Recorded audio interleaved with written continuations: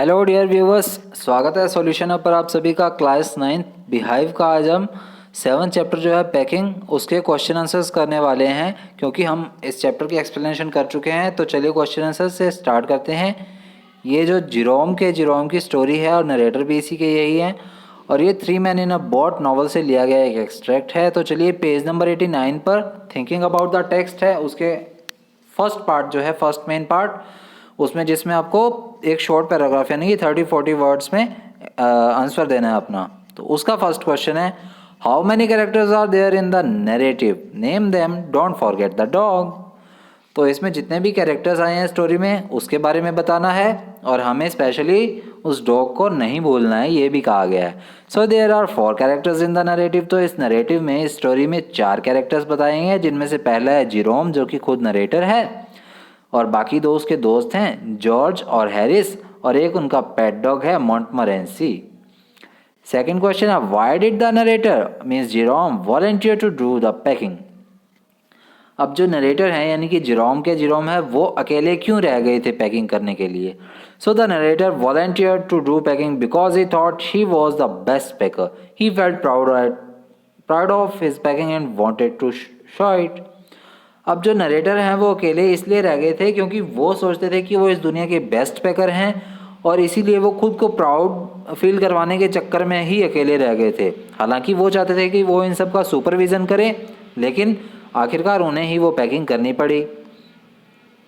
Third है, why did George and Harris react to this, how did George and Harris react to this, did Jerome like their reaction. तो Harris और George ने इस पर अपना क्या रिएक्ट किया, किस तरह से अपना मतलब दिखावा किया, और जिरोम का उस पर क्या रिएक्शन था। So George and Harris readily accepted Jerome's suggestion.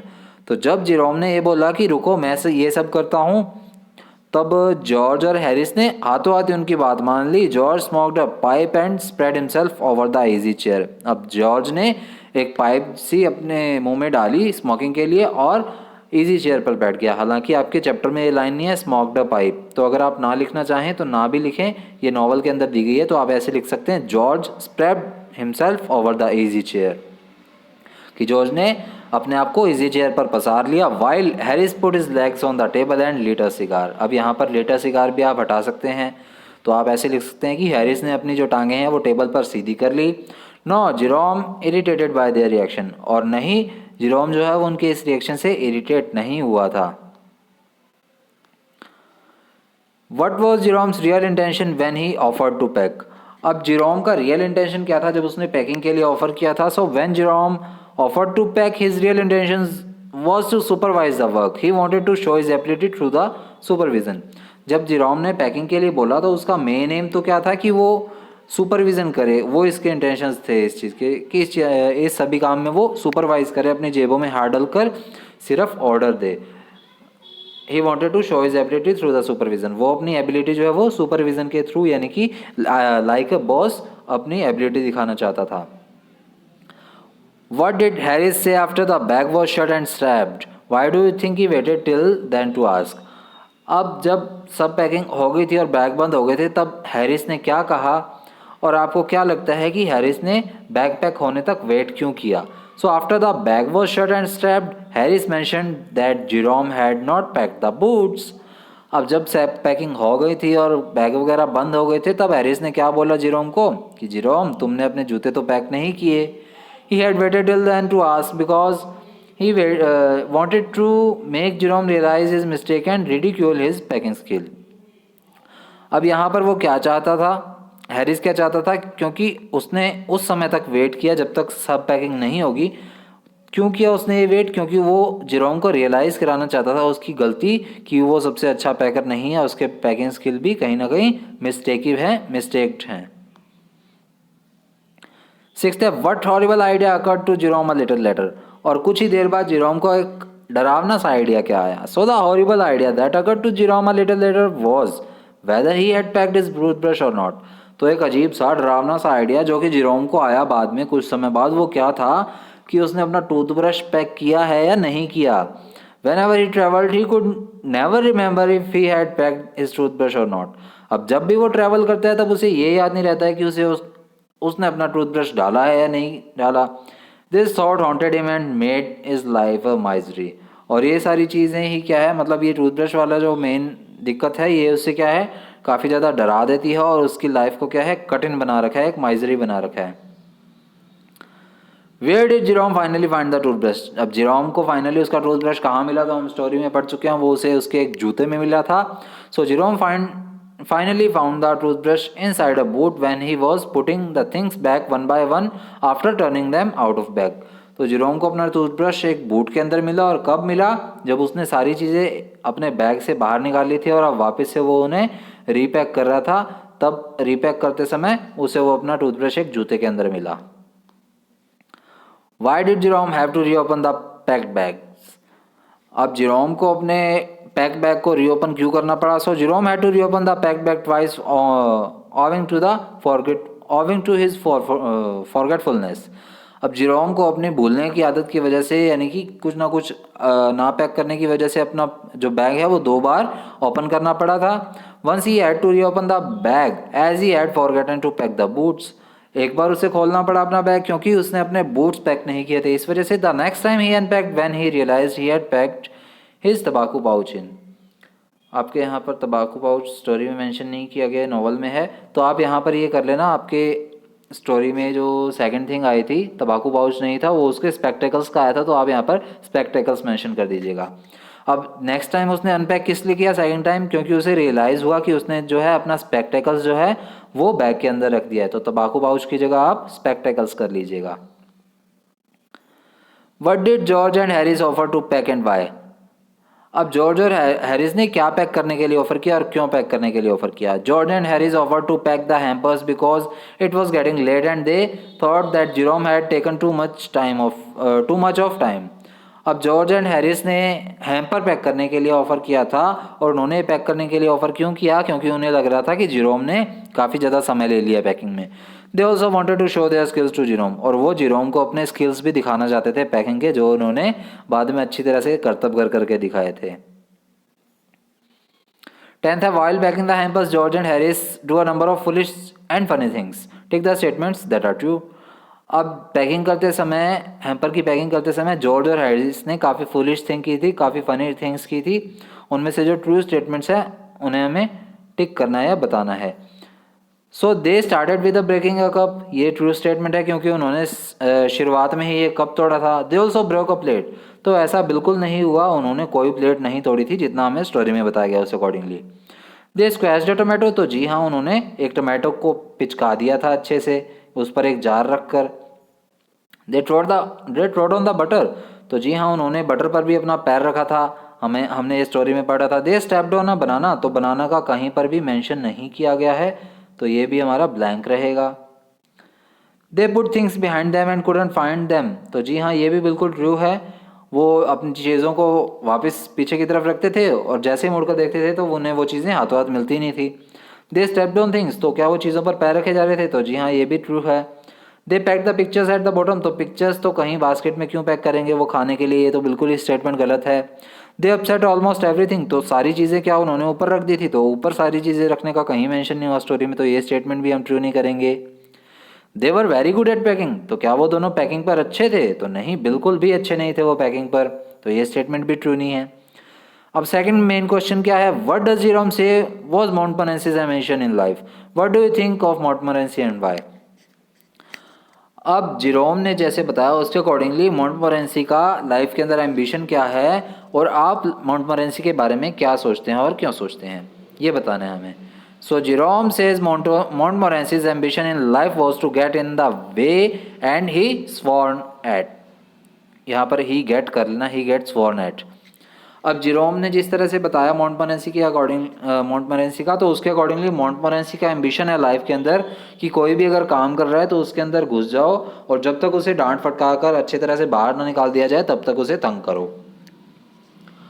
मोंटमोरेंसी was a mischievous little dog who loved creating troubles for others. Montmorency एक छोटा सा पालतू कुत्ता है उनका, जो कि जिसे काफ़ी ज़्यादा पसंद है लोगों को तंग करना। I think that Montmorency was a perfect nuisance because whenever he found people busy with their work, he might feel bored and wanted to get involved. अब मॉन्टमोरेंसी जो है उसे एक परफेक्ट नॉनसेंस चाहिए थी किसी ना किसी तरह से, क्योंकि जब भी वो पाता है कि लोग अपना काम कर रहे हैं वो अकेलापन फील करने लग जाता है, इसलिए वो अपने बोरियत को दूर करने के लिए उसके काम में घुस जाता है सामने वाले के. He meant no trouble intentionally, but when people shouted at him or threw things at his head, he got discouraged and then want, then went to sit silently, which the narrator calls as the fulfillment of his conceit. तो यहाँ पर आगे क्या बताया गया है कि जब भी मॉन्टमोरेंसी कुछ भी उथल पुथल मचाता रहता था, तब जब तक उसे डांट फटका कर या उसके सिर पर कुछ ना कुछ मारे बिना उसे बिठा नहीं दिया जाता था, तब तक वो चुपचाप नहीं बैठता था एक साइड में जाकर. और जब उसके सिर पर कुछ ना कुछ पड़ जाता था, तब क्या है वो एकदम से शांत होकर साइड में जाकर बैठ जाता था और उसे तसल्ली होने लग जाती थी कि हाँ अब मेरा दिन पूरा हो गया, अब मुझे कंसीट मिल गई है, यानी कि वो खुद पर ही गर्व करने लग गया था कि हाँ मैंने लोगों को तंग कर लिया है. अब थर्ड मेन क्वेश्चन के अंदर आपको 2 या 3 पैराग्राफ यानी कि 100 से 150 वर्ड्स में अपना आंसर देना है. उसका फर्स्ट क्वेश्चन क्या है, of the three Jerome, George and Harris, who do you think is the best और वर्स्ट पैकर. तो जेरोम, जॉर्ज और हैरिस में आपको तीनों में से कौन सा वर्स्ट और कौन सा बेस्ट पैकर लगता है, आंसर को सपोर्ट करना है, यानी कि उसकी डिटेल देनी है किस तरह से. Of the three Jerome is the best packer, he knew how to arrange, यहाँ पर फुल स्टॉप लगा देना बेस्ट पैकर के बाद. तो तीनों में से जेरोम जो है वो बेस्ट पैकर था.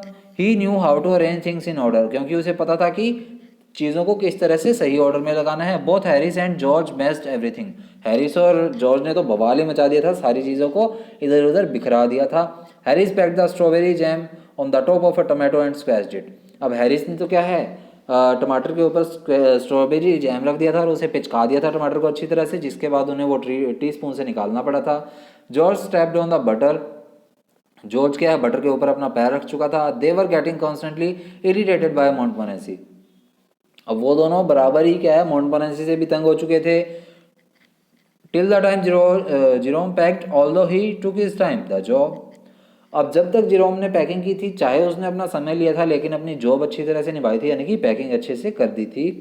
दे even kept things behind them and then kept searching for it. अब वो क्या है, यहाँ पर बैग पड़ा है, ये दोनों ये बंदे खड़े हैं, तो कोई चीज़ यहाँ पर पड़ी है तो उसे निकाल कर पीछे रखते थे और बाद में ढूंढते थे तो वो मिलती नहीं थी वहाँ पे.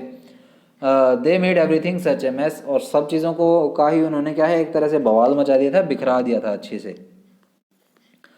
सेकंड क्वेश्चन है, how did Montmorency contribute to the packing. तो मॉन्टमोरेंसी ने अपनी पैकिंग मतलब उनकी पैकिंग में किस तरह से कंट्रीब्यूशन दिया था वो बताना है.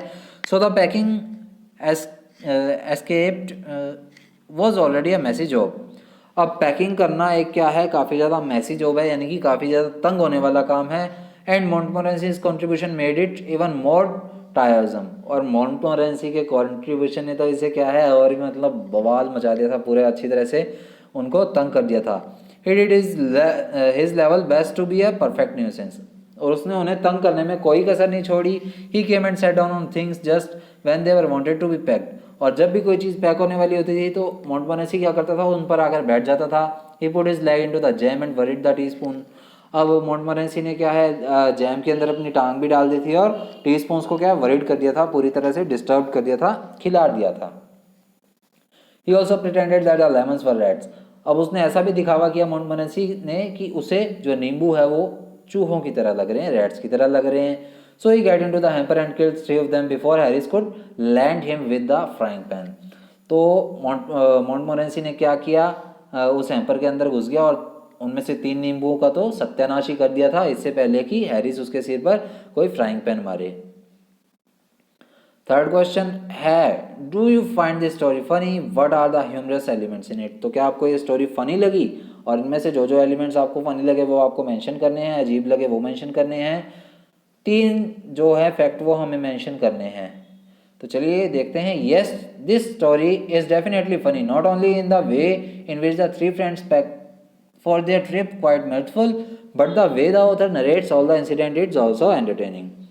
अब यहाँ पर ये जो स्टोरी है ये डेफिनेटली फ़नी है. क्यों है, क्योंकि ये जो तीनों फ्रेंड्स का ये जो मैसअप था पैकिंग के टाइम पर ये भी फ़नी था, और जिस तरह से ऑथर ने सभी इंसिडेंट्स को नरेट किया वो भी काबिल तारीफ है, काफ़ी ज़्यादा एंटरटेनिंग है। तो पहला फैक्ट क्या आता है, the first humorous element is that he offer to pack George and Harris leaves the whole matter to him.